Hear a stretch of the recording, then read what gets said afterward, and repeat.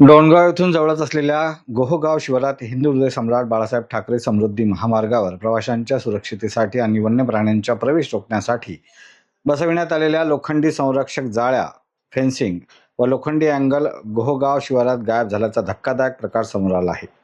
अज्ञात चोरट्यांनी या जाळ्या चोरून नेल्याची शक्यता वर्तवली जात असून यामुळे आता वन्य प्राणी थेट महामार्गावर येऊन मोठ्या अपघातांची मालिका सुरू होण्याची दाट शक्यता निर्माण झाली आहे. समृद्धी महामार्ग हा अतिवेगवान मार्ग असून या मार्गावर वाहने तशी 120 किमी किंवा त्याहून अधिक वेगाने धावत असतात.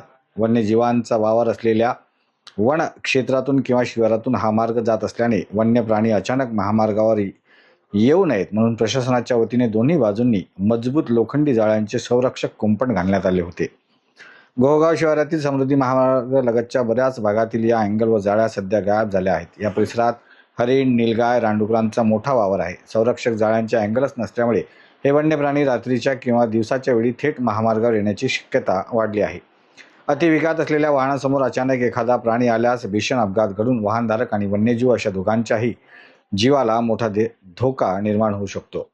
महामार्गाच्या सुरक्षेसाठी 24 तास गस्त घालणारी यंत्रणा तैनात असतानाही एवढ्या मोठ्या प्रमाणावर लोखंडी जाळ्यांचे अँगल गायब कशा होतात, असा प्रश्न स्थानिक नागरिक आणि वाहनधारकांकडून उपस्थित केला जात आहे. चोरट्यांनी आर्थिक फायद्यासाठी या जाळ्यांचे अँगल चोरल्याचा संशय व्यक्त होत असून संबंधित विभागाने याकडे सपशेल दुर्लक्ष केल्याचे चित्र आहे.